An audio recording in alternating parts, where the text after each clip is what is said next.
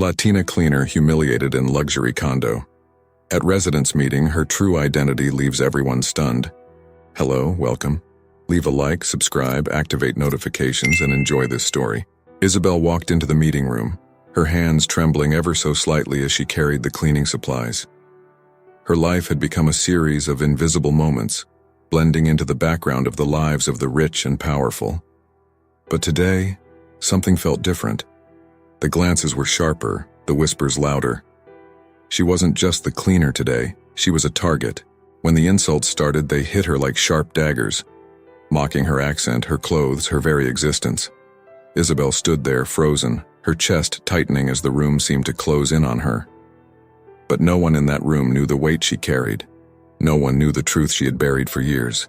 And when she finally speaks, no one will be ready for what she's about to reveal. Stay with us as we dive into a story of humiliation, sacrifice, and a secret so shocking it will change everything. The sun had barely risen over the Manhattan skyline when Isabel Rodriguez slipped through the service entrance of the Pinnacle, one of New York City's most exclusive residential towers. The click of the heavy door behind her echoed in the empty hallway, a stark reminder of the divide between the worlds she straddled. At 52, Isabel's face bore the marks of a life lived hard, each line etching a story of struggle and resilience. Her calloused hands, hidden beneath yellow rubber gloves, gripped the handle of a cleaning cart as she made her way towards the elevators. The soft whir of the ascending car was the only sound that broke the oppressive silence. As she reached the 50th floor, Isabel took a deep breath, steeling herself for another day of invisibility. The plush carpets muffled her footsteps as she maneuvered her cart down the corridor, the scent of lemon-scented cleaner mingling with the lingering aroma of expensive perfumes and aftershaves. The penthouse meeting room awaited her at the end of the hall. It was here, in this shrine to wealth and power, that Isabel felt the weight of her circumstances most acutely. Crystal chandeliers threw prisms of light across the polished mahogany table, a stark contrast to the dim, cramped apartment she called home in Queens. As she began to dust the ornate frames that lined the walls, Isabel caught her reflection in the glass. For a moment, she saw not the weary cleaner in a faded uniform, but the fierce advocate she had once been. The memory of standing before packed courtrooms fighting for justice in her homeland threatened to overwhelm her. She blinked hard, forcing the image away. That life was gone, as surely as if it had never existed. The sudden click of heels on marble jolted Isabel from her reverie. She quickly lowered her gaze as the first of the residents entered the room. Mrs. Thompson, a woman whose designer clothes cost more than Isabel made in a year, swept past without a glance. Others followed. Lawyers, doctors, Wall Street titans, each radiating an air of importance that seemed to push Isabel further into the shadows. As the meeting began, Isabel continued her work, moving as quietly as possible around the perimeter of the room. The residents' voices washed over her, a cacophony of complaints about property values and security concerns. She had learned long ago to tune out their words, to make herself as unobtrusive as possible. But today was different. As Isabel bent to empty a wastebasket, Mrs. Thompson's shrill voice cut through her practiced detachment. "And another thing," the woman said, her manicured hand gesturing dismissively in Isabel's direction. "I'm tired of seeing these people in our hallways. Can't they do their work when we're not around?" A murmur of agreement rippled through the room. Isabel felt her cheeks burn with humiliation, her hands trembling as she gripped the trash bag. "Exactly," chimed in Mr. Rourke, a portly man with a permanent scowl. "And have you heard the way they jabber in Spanish when they think we're not listening? For all we know, they could be plotting to rob us blind." Isabel's heart pounded in her chest, each word a dagger. She had faced corrupt officials and death threats in her past life, but this casual cruelty cut deeper than she could have imagined. Mrs. Thompson wasn't finished. "Just yesterday I had to repeat myself 3 times to that one," she said, pointing directly at Isabel. "Her accent is so thick I could barely understand her. If they're going to work here, the least they could do is learn to speak proper English." The room erupted in laughter, the sound grating against Isabel's ears. She kept her head down, willing herself to disappear, to become one with the shadows that had defined her existence for so long. But something inside her, a spark of the fiery spirit she had thought long extinguished, began to flicker. As the laughter died down, Isabel slowly straightened, her eyes lifting to meet Mrs. Thompson's contemptuous gaze. The room fell silent, the tension palpable as the residents realized the object of their ridicule was about to speak. Isabel's voice, when it came, was soft but steady, each word carefully enunciated to belie the accusations of incomprehension. "You don't know who I am," she said, her accent lending a musical quality to the words that seemed to hang in the air. Mrs. Thompson's eyes widened in shock, her mouth opening and closing like a fish out of water.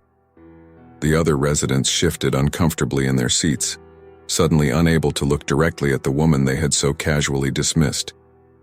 Isabel's gaze swept the room, taking in the mix of confusion, embarrassment, and lingering disdain on the faces before her. In that moment, she felt the full weight of her journey, from respected professional to invisible servant, settle on her shoulders. With deliberate movements, she removed her gloves and placed them on the cleaning cart. Then, standing tall despite the trembling in her legs, Isabel walked towards the door. As she reached for the handle, she turned back to the stunned assembly. "You don't know who I am," she repeated, her voice stronger now, tinged with a sadness that seemed to fill the cavernous room. "But perhaps one day you will." With that, Isabel stepped into the hallway, leaving behind a silence more deafening than any she had endured before. As the door closed behind her, cutting off the bewildered murmurs that had begun to rise, she leaned against the wall and closed her eyes. Tears threatened to spill, but Isabel blinked them back. She had survived worse, she reminded herself. She had faced down dangers that would make these pampered elites quake in their Italian leather shoes. And yet, the casual cruelty of their words had nearly broken her. As she gathered herself, straightening her uniform and squaring her shoulders, Isabel made a decision. The time for silence was over. Whatever the cost, whatever the consequences, she would reclaim her voice and her dignity. The woman who had once stood up to corrupt governments and fought for the voiceless would not be cowed by the petty prejudices of the privileged. With a deep breath, Isabel pushed off from the wall and strode towards the elevator. She didn't know what tomorrow would bring, but for the first time in years, she felt a glimmer of the strength that had once defined her. The silence that had been her shield for so long had finally shattered, and in its wake a new chapter was about to begin. The harsh fluorescent lights of the subway car flickered, casting an eerie glow on Isabel's weary face as she made her way home to Queens. Her mind raced, replaying the morning's events on an endless loop. The stinging words of the condo residents mingled with echoes from a life that seemed eons ago, yet as fresh as an open wound. As the train rumbled through the tunnels beneath the city, Isabel closed her eyes, allowing herself to be transported back to a time when her voice commanded respect, when her presence filled courtrooms with a sense of purpose and justice. 15 years earlier, in a sun-drenched courtroom in Bogota, Colombia, a younger Isabel stood tall, her voice ringing out with passion and conviction. "Your Honor, we cannot allow the powerful to trample on the rights of the vulnerable. This land grab is not just illegal, it's an assault on the very fabric of our society." The memory was so vivid, Isabel could almost smell the polished wood of the judge's bench, feel the weight of her law books in her arms. She had been fighting a case against a corrupt government official who was forcibly evicting poor farmers to make way for a lucrative development project. It was cases like these that had made Isabel a rising star in human rights law. Her name had become synonymous with hope for those who had none, a beacon for justice in a system often skewed towards the wealthy and connected. But with that recognition came danger. Isabel's mind flashed to a rainy night 6 months after winning that landmark case. She had been working late in her office when a brick came crashing through her window, a note wrapped around it. "Silence yourself, or we'll do it for you." The threats escalated quickly. Phone calls in the dead of night, shadowy figures following her home, and finally, a bullet that narrowly missed her head as she left the courthouse one evening. The message was clear. Her work was threatening those in power, and they would stop at nothing to shut her up. Isabel's grip tightened on the subway pole as the most painful memory of all surfaced. Her daughter, Sophia, just 7 years old at the time, with big brown eyes and a smile that could light up the darkest room. The day Isabel had to say goodbye was etched into her very soul. "Mama, why do you have to go?" Sophia had asked, her little arms wrapped tightly around Isabel's waist. "It's to keep you safe, mi amor," Isabel had replied, fighting back tears. "I promise one day we'll be together again." Leaving Sofia with her grandmother had been the hardest decision of Isabel's life, but it was the only way to ensure her daughter's safety. The journey that followed, a harrowing escape from Colombia, a treacherous border crossing into the United States, and the crushing reality of life as an undocumented immigrant, had stripped away everything Isabel had once been. The subway screeched to a halt, jolting Isabel back to the present. As she stepped onto the platform, the weight of her dual identities pressed down on her. Here, in this bustling city that never slept, she was just another invisible worker, her law degree and years of fighting for justice meaning nothing in a country that saw her only as an illegal, a burden, a problem to be solved. Isabel's tiny apartment was dark and quiet when she finally arrived home. She moved through the cramped space mechanically, hanging up her coat and setting her bag down. Her eyes fell on a framed photo of Sofia, now a beautiful young woman of 22, smiling back at her from a life Isabel could only imagine. Sinking onto her worn sofa, Isabel let out a deep sigh. The events of the morning had cracked something open inside her, releasing a flood of memories and emotions she had long kept buried. For years, she had told herself that staying hidden, staying silent, was the only way to survive. But now, faced with the crushing weight of invisibility and disrespect, Isabel wondered if merely surviving was enough. She thought of the residents at the Pinnacle, of their casual cruelty and dismissive attitudes.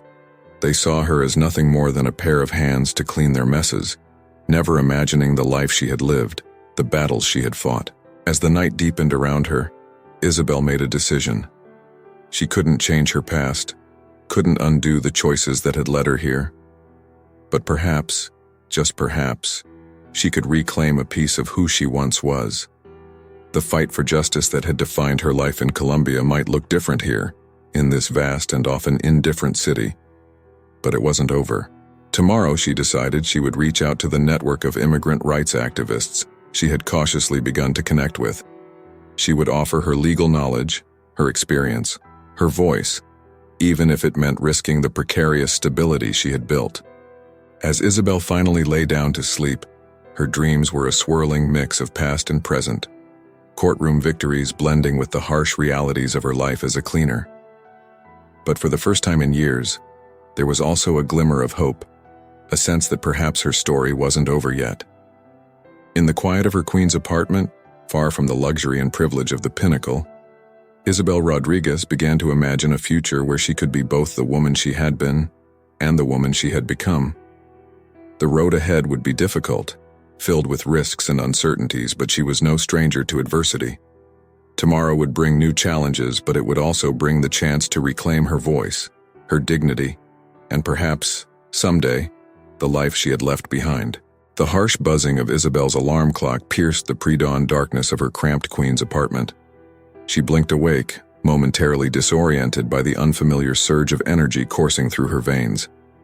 Yesterday's confrontation at the Pinnacle had awakened something long dormant within her, a spark of the fierce advocate she once was. As she went through her morning routine, a quick shower in the temperamental bathroom, a hurried breakfast of instant coffee and stale bread, Isabel's mind raced with possibilities and fears. The decision to reach out to immigrant rights activists felt both exhilarating and terrifying. Each step towards reclaiming her voice was also a step away from the relative safety of anonymity. The subway ride into Manhattan was a blur of faces: tired service workers, sharply dressed professionals, students with backpacks stuffed full of dreams. Isabel studied them, wondering how many carried secrets like hers, how many lived lives divided between what they were and what they had been. As she approached the Pinnacle, her steps faltered. Would there be repercussions from yesterday's outburst? Would she find her meager belongings in a box, her presence erased as easily as a stain from the marble floors she polished? But the lobby was as it always was, gleaming, impersonal, indifferent to the dramas that played out within its walls. The security guard barely glanced up as Isabel swiped her ID card and made her way to the service elevator. The morning passed in a haze of routine tasks: dusting, vacuuming, polishing. Isabel moved through the luxurious apartments like a ghost, hyper-aware of every sidelong glance, every muttered comment. The residents seemed unsure how to treat her now that she had momentarily stepped out of the shadows. As she scrubbed a bathtub in one of the penthouses, Isabel's mind wandered to Sophia. Her daughter would be in class now, pursuing the education that Isabel had sacrificed everything to provide. The familiar ache of separation threatened to overwhelm her, but Isabel pushed it down. She had a job to do, bills to pay, money to send home. The reality of her situation crashed over her anew. Here she was, a former respected lawyer, on her knees cleaning someone else's toilet. The injustice of it burned, but what choice did she have? Her law degree meant nothing here, her years of experience erased by borders and bureaucracy. During her lunch break, huddled in a corner of the staff room, Isabel pulled out her phone with trembling hands. She had saved the number of Maria Suarez, an immigrant rights advocate she had met at a community center event months ago. Taking a deep breath, she typed out a message. "Maria, this is Isabel. We met at the ESL class. I'm ready to help if you still need volunteers with legal experience." Her finger hovered over the send button for what felt like an eternity. To press it was to take a step towards reclaiming her identity, but it was also a risk. What if someone found out? What if it jeopardized her ability to work, to send money home to Sophia? The sound of the door opening startled Isabel. She quickly pocketed her phone as two of her coworkers entered, chatting in rapid-fire Spanish. They nodded to her politely but kept their distance. Isabel had always been something of an outsider, her education and reserved demeanor setting her apart. As she returned to work, the unsent message weighed heavily on her mind. The afternoon dragged on, each tick of the clock a reminder of the decision that lay before her. It wasn't until she was leaving the Pinnacle, stepping out into the fading light of a New York evening, that Isabel finally found the courage. With a quick movement, before she could second-guess herself, she hit send. The response came faster than she expected. As Isabel boarded the subway home, her phone buzzed with a message from Maria. "Isabel, I'm so glad you reached out. We could really use your expertise. Can you meet tomorrow evening?" A mix of excitement and anxiety flooded through her. This was it, a first step towards reclaiming her voice, her purpose. But as the subway car rattled through the tunnels, doubts began to creep in. What if she was recognized? What if word got back to the wrong people in Colombia? The threats that had driven her from her home might have faded with time, but had they truly disappeared? And what of her life here, precarious as it was? If she lost this job, how would she support herself?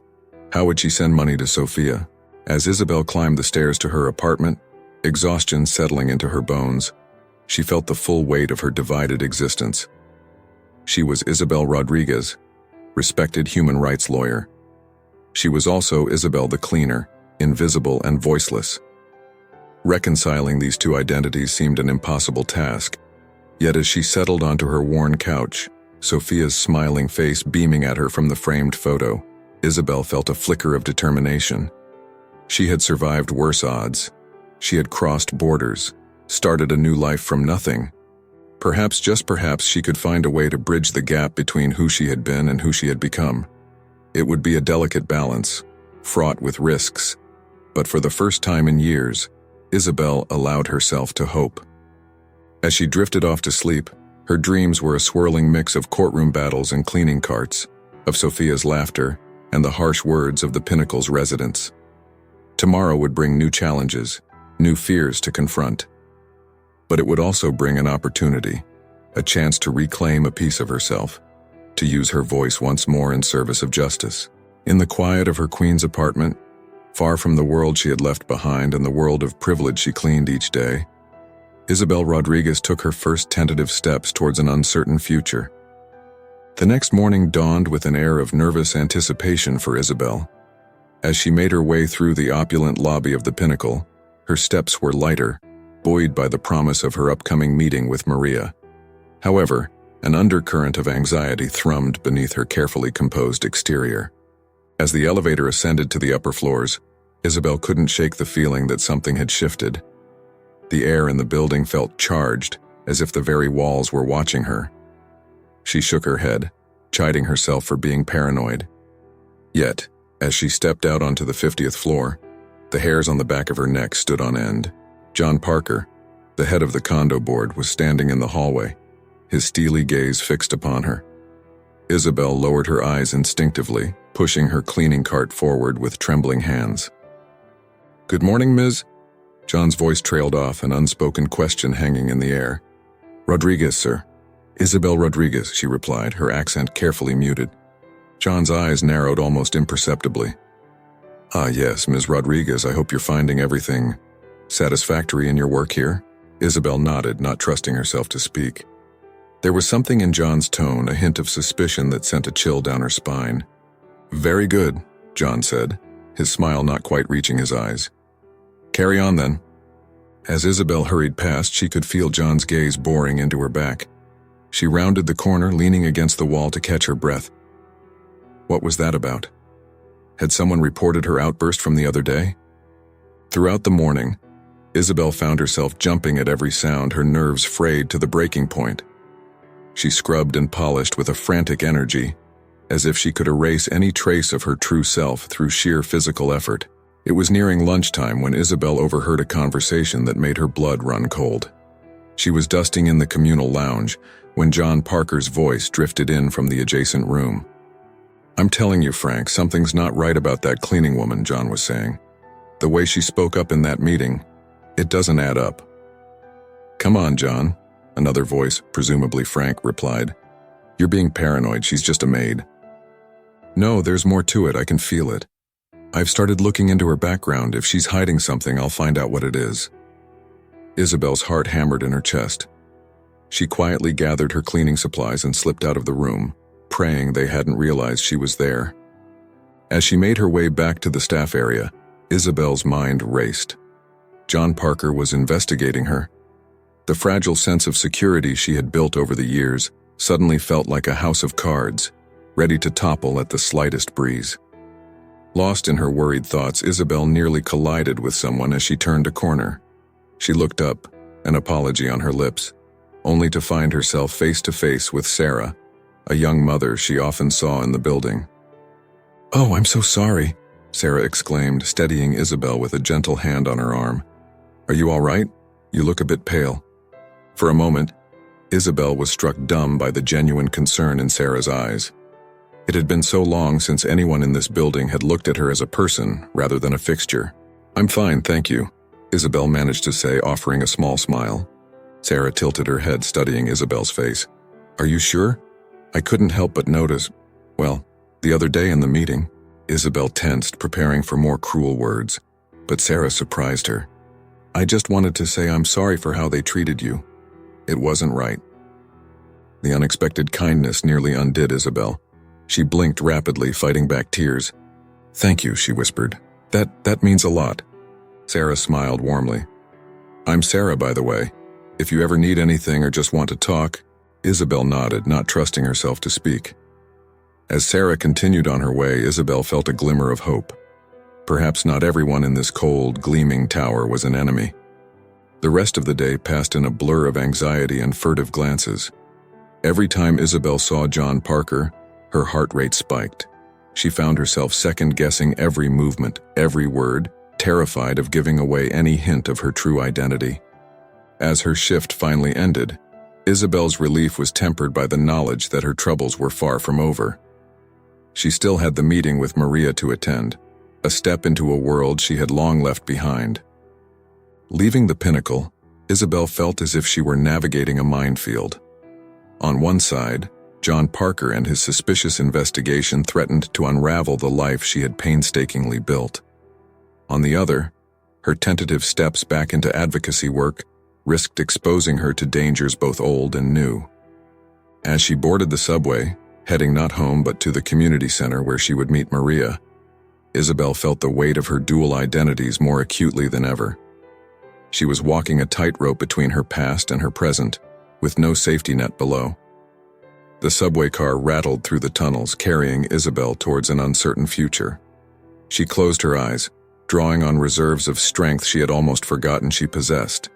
Whatever challenges lay ahead, she would face them. She had survived worse after all. As the train emerged from the tunnel, the setting sun painted the sky in hues of orange and pink, Isabel allowed herself a small smile. Perhaps, like this day, the darkness in her life was finally giving way to light. It would be a long and treacherous journey, but for the first time in years, Isabel felt ready to take it on. With each stop, she drew closer to the meeting that could change everything. The fear was still there, a constant companion, but alongside it now burned a fierce determination. Isabel Rodriguez, the fighter for justice, was awakening once more. The community center was a far cry from the polished opulence of the Pinnacle. As Isabel pushed open the worn wooden door, the scent of coffee and warm bodies enveloped her. The room buzzed with conversation in a dozen different languages, a cacophony that felt more like home than anything she'd experienced in years. Maria Suarez spotted her immediately, waving her over to a corner table. "Isabel, I'm so glad you came," she said, her smile warm and genuine. For the next hour, Isabel found herself swept up in a world she had almost forgotten. Maria outlined the various cases they were working on: families facing deportation, workers exploited by unscrupulous employers, dreamers fighting for a chance at education. With each story, Isabel felt the old fire rekindling in her chest. "Your experience would be invaluable, Isabel," Maria said, leaning forward earnestly. "We're not asking you to put yourself at risk, but even behind-the-scenes help with case research and strategy would make a huge difference." Isabel nodded, her mind racing. This was everything she had once lived for, the work that had given her life meaning. But the risks. "I'll help however I can," she heard herself saying, even as a part of her screamed in protest.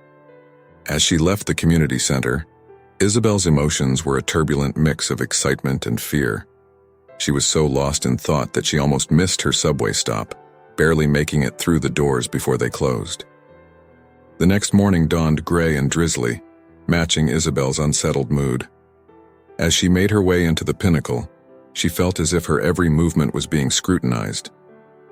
Her fears were not unfounded.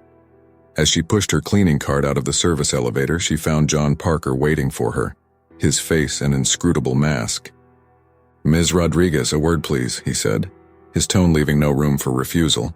Isabel's heart pounded as she followed him to a small conference room. John closed the door behind them, the click of the latch sounding ominously final. "It's come to my attention that there might be some discrepancies in your background," John began, his eyes cold. "Care to explain?" Isabel's mind raced. What did he know? How much had he uncovered? "I'm not sure what you mean, Mr. Parker," she said, fighting to keep her voice steady. John's lips curled into a humorless smile. "Let's not play games, Miss Rodriguez, or should I say sech plus hora abogada?" The use of her former title in Spanish sent a jolt of shock through Isabel. He knew. Somehow he had discovered her past. "I don't know what you think you found, but—" Isabel began, but John cut her off. "What I've found," he said, his voice rising, "is that you've been lying to us. You're not just some uneducated maid. You were a lawyer, a troublemaker in your country. How do we know you're not here to cause problems for us too?" Isabel felt a surge of anger cutting through her fear. "Cause problems by cleaning your toilets and dusting your shelves? Don't play innocent," John snapped. "People like you always have an agenda." "Well, let me make this clear. You're fired. I want you out of this building immediately." The room seemed to spin around Isabel. Fired? How would she survive? How would she send money to Sophia? But even as panic threatened to overwhelm her, another emotion bubbled up. Defiance. She thought of the meeting with Maria, of the people who needed help.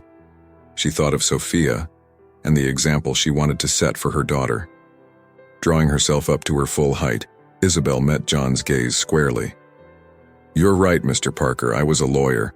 I fought for justice in my country until it became too dangerous. I came here seeking safety, and yes, I took this job because I had no choice, but I have done nothing wrong." John's face reddened with anger. "You lied." "I omitted," Isabel interrupted, her voice steady now. "I omitted because I knew people like you would react exactly like this. But I'm done hiding. Fire me if you must, but know this, I will not go quietly." With that, Isabel turned and walked out of the room, leaving a stunned John Parker behind her. As she made her way to the staff room to collect her things, her mind was already racing with possibilities. She would call Maria, offer to volunteer full-time. She would find a way to make this work. As she stepped out of the pinnacle for the last time, the rain had stopped. A weak sun was peeking through the clouds, casting a golden glow over the city. Isabel took a deep breath, feeling as if a weight had been lifted from her shoulders. The road ahead would be difficult, fraught with challenges she could barely imagine. But for the first time in years, Isabel felt truly alive. She was done living in the shadows. Whatever came next, she would face it head-on, with the strength and dignity that had once defined her. As she walked towards the subway, her phone buzzed with a message from Maria. "Emergency case came in. Could use your expertise if you're free." Isabel smiled, quickening her pace. A new chapter was beginning and she was ready to embrace it, come what may. The days following Isabel's dramatic exit from the pinnacle blurred together in a whirlwind of activity. She threw herself into volunteer work at the community center, her legal expertise proving invaluable in case after case. The work was exhausting, often heartbreaking, but it filled a void in Isabel's soul that she hadn't even realized was there. But as the initial adrenaline rush faded, the harsh realities of her situation began to set in. Her meager savings were dwindling rapidly, and the constant fear of deportation loomed over her like a shadow. Each time she helped another immigrant navigate the labyrinthine legal system, she was acutely aware of her own precarious status. One evening, as Isabel was leaving the community center, she spotted a familiar face in the crowd. Sarah, the young mother from the pinnacle, was standing on the sidewalk looking lost and upset. "Sarah?" Isabel called out, surprised. "Are you all right?" Sarah turned, relief washing over her face as she recognized Isabel. "Oh, thank goodness. I've been trying to find you. I heard what happened with Mr. Parker. It's not right, what he did to you." Isabel felt a lump form in her throat at the unexpected show of support. "Thank you, but I'm managing. What brings you here?" Sarah's eyes welled up with tears. "It's my nanny, Lucia. Immigration picked her up yesterday. I don't know what to do. Someone told me this place might be able to help." Without hesitation, Isabel led Sarah inside, her mind already racing through potential legal strategies. As they worked through Lucia's case, Isabel felt a renewed sense of purpose. This was why she had become a lawyer in the first place, to help people in their darkest hours. But even as she immersed herself in the work, doubts continued to gnaw at her. How long could she continue like this, working for free, living on the edge of poverty? And what about Sophia? The money she had been sending home had slowed to a trickle, and the guilt was eating her alive. One night, unable to sleep, Isabel found herself walking the streets of Queens, the city's endless energy a stark contrast to the turmoil in her heart. As she passed a small park, she noticed a group of men huddled under a tree, speaking rapid-fire Spanish. One of them caught her eye, and she recognized him as Carlos, a day laborer she had met at the community center. "Señora Isabel," Carlos called out, waving her over. "Come, join us." Hesitantly, Isabel approached the group. As they shared stories of their struggles and triumphs, she felt a sense of kinship she hadn't experienced in years. These were her people, not the wealthy elites of the pinnacle, but the hard-working immigrants who formed the backbone of the city. As the night wore on, Isabel found herself opening up, sharing her own story for the first time since arriving in America. The weight of her secrets, the constant fear of discovery, it all came pouring out. "You are not alone, señora," Carlos said, placing a comforting hand on her shoulder. "We are all in this together." Those simple words broke something open inside Isabel. She had been so focused on survival, on keeping her head down, that she had forgotten the power of community, of shared struggle. As she made her way home in the pre-dawn light, Isabel felt a shift within herself. The fear and doubt were still there, but alongside them burned a fierce determination. She would find a way to reconcile her past with her present, to use her skills to help her community while also providing for her daughter. But life, as Isabel had learned time and again, had a way of throwing curveballs. As she climbed the stairs to her apartment, her phone buzzed with a message that made her blood run cold. It was from Sophia. "Mama, something's happened. The men who threatened you, they're asking questions about you again. I'm scared." Isabel sank to the floor, her mind reeling. The past she had tried so hard to escape was catching up with her, threatening not just her newfound purpose but the very reason she had fled in the first place. her daughter's safety. In that moment, sitting on the cold floor of her rundown apartment building, Isabel Rodriguez faced the greatest crisis of her life. She had to make a choice: continue down this path of reclaiming her identity and fighting for justice, knowing it could put Sophia at risk, or retreat back into the shadows, sacrificing her own dreams for her daughter's safety. As the first rays of sunlight crept through the grimy window, Isabel made her decision. She would not run, not again. Whatever challenges lay ahead, she would face them head-on, drawing strength from the community she had found and the fire for justice that still burned within her. With trembling hands, she dialed Sophia's number. It was time to bring her daughter home to face whatever came next as a family.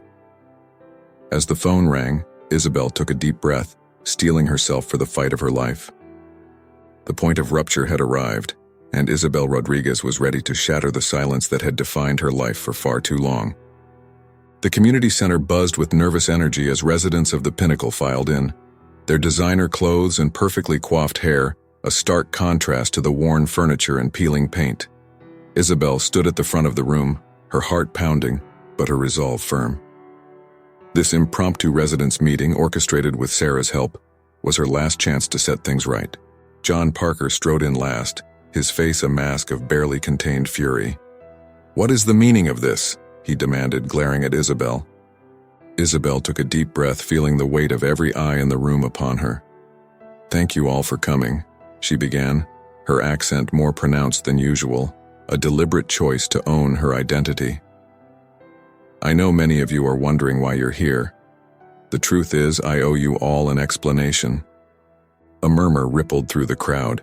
Mrs. Thompson, seated in the front row, sniffed disdainfully. "What could you possibly have to explain, cleaning lady?" Isabel squared her shoulders, drawing strength from the memory of courtrooms past. "My name is Isabel Rodriguez, and yes, I was your cleaning lady.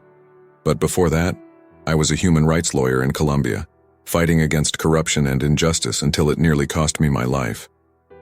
The room fell silent, shock evident on every face. Isabel pressed on, her voice gaining strength with each word. "I came to this country seeking safety, leaving behind everything I knew, including my young daughter. I took the job at the Pinnacle because I had no choice. I needed to survive, to provide for my child from afar." John Parker stepped forward, his face red. "This changes nothing. You lied to us, deceived us all." "I did what I had to do," Isabel interrupted, her eyes flashing. "Just as many of you would do anything to protect your families. But I'm done hiding. The threats that drove me from my home have resurfaced, endangering my daughter. I can't run anymore. I won't." She turned, addressing the room at large. "I'm not asking for your sympathy or your forgiveness, but I am asking you to look beyond your preconceptions, to see the humanity in those you've dismissed as invisible." The silence that followed was deafening. Then, slowly, Sarah stood up.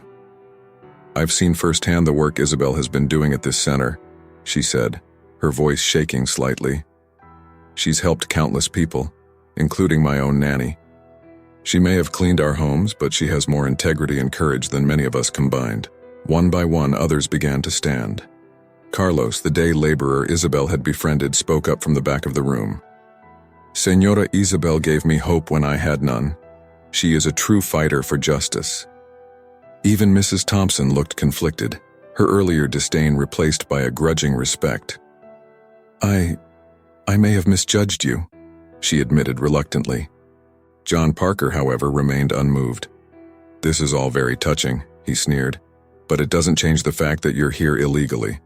One phone call and I can have you deported." Isabel felt a chill run down her spine, but before she could respond, an unexpected voice rang out. "I wouldn't do that if I were you, Mr. Parker." All heads turned to see a distinguished-looking man standing in the doorway. Isabel recognized him immediately, Judge Robert Hawthorne, one of the most respected jurists in New York. "Your Honor," John sputtered, "and what are you doing here?"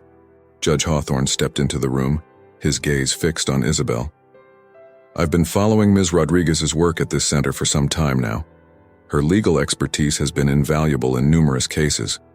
In fact, I'm here to offer her a position as a legal consultant for immigrant rights cases." He turned to address the stunned residents. What you have here is not just a cleaner, but a brilliant legal mind and a tireless advocate for justice. I suggest you all take a moment to reflect on how you've treated her and others like her. The room erupted in a cacophony of voices, shock, outrage, and grudging admiration mingling in the air. Isabel stood still, overwhelmed by the sudden turn of events. As the commotion settled, Isabel found her voice once more. Thank you, Your Honor, but I can't accept your offer. Not yet. My daughter's safety must come first. I need to bring her here to ensure her protection. Judge Hawthorne nodded, understanding. Of course. I have some contacts who might be able to help expedite that process. In the meantime, perhaps we can discuss how to regularize your status here. As the meeting broke up, Isabel found herself surrounded by a mix of apologetic residents and thankful community members. Sarah hugged her tightly, whispering words of support. Even John Parker, thoroughly chastened, approached with a grudging apology. But Isabel's mind was already racing ahead. She had revealed her truth, faced her fears, and found unexpected allies. But the real battle was just beginning. Her daughter was still in danger, and the long journey to rebuild her life and reclaim her purpose stretched out before her. As she stepped out of the community center into the bustling New York street, Isabel felt a surge of determination. Whatever challenges lay ahead, she would face them head-on, no longer hiding in the shadows. She was Isabel Rodriguez, lawyer, mother, survivor. And her voice would no longer be silenced. The sun was setting over the city skyline, painting the sky in hues of orange and pink. To Isabel, it felt like a new dawn, the beginning of a chapter filled with both peril and promise. With a deep breath, she set off towards her uncertain future, her head held high, ready to fight for justice once more. The weeks following Isabel's dramatic revelation at the community center were a whirlwind of activity. With Judge Hawthorne's assistance, the process of bringing Sophia to the United States had been set in motion. However, the wait was agonizing for Isabel, each day bringing a mix of hope and anxiety. One crisp autumn morning, Isabel found herself pacing nervously at JFK Airport's International Arrivals Terminal. Her heart raced as she watched the stream of passengers emerging from customs. And then, suddenly, there she was. Sophia, now a beautiful young woman of 22, looking tired but radiant. "Mama!" Sophia cried out, dropping her bags and running into Isabel's open arms. The reunion was a blur of tears, laughter, and rapid-fire Spanish as mother and daughter clung to each other, oblivious to the curious glances of passers-by. For Isabel, it felt like a piece of her soul had finally been restored. As they drove back to Isabel's small apartment in Queens, Sophia couldn't stop marveling at the city around her. "It's so different from what I imagined," she said, her eyes wide with wonder. Isabel smiled, feeling a mixture of pride and sadness. "It's not always easy here, mi amor, but we'll face it together now." The next few days were a joyous adjustment period as Sophia settled into her new life. Isabel had taken time off from her work at the community center to help her daughter acclimate. They explored the city together, Isabel showing Sophia all the little corners of New York that had become dear to her over the years. But reality soon intruded on their happiness. Isabel knew she needed to find a more stable living situation and a way to support them both while continuing her legal advocacy work. The offer from Judge Hawthorne still stood, but Isabel was hesitant to accept, fearing it might compromise her ability to fight for those most in need. It was Sophia who finally pushed her to make a decision. "Mama," she said one evening as they sat on the fire escape watching the sunset over the city, "I've seen the light in your eyes when you talk about your work at the center. You can't give that up." Isabel sighed. "But how can I balance it all? We need stability, security." Sophia took her mother's hand. "We'll figure it out together. You've sacrificed so much for me. Now it's time for you to reclaim your dreams too." Moved by her daughter's words, Isabel made her decision. She would accept Judge Hawthorne's offer, but on her own terms. She proposed a part-time consultancy that would allow her to continue her work at the community center, while also providing the financial stability they needed. To her surprise and delight, the judge agreed enthusiastically. "Your passion for grassroots advocacy is exactly why I want you on board, Ms. Rodriguez," he said. This arrangement could create a valuable bridge between the formal legal system and the communities most in need of support. With this new chapter of her life taking shape, Isabel faced one final hurdle: returning to the pinnacle. At Sophia's insistence, they went together, Isabel steeling herself for potential hostility. But as they walked through the gleaming lobby, they were met not with disdain, but with a mix of curiosity and cautious welcome. Sarah rushed to greet them, enveloping both women in a warm hug.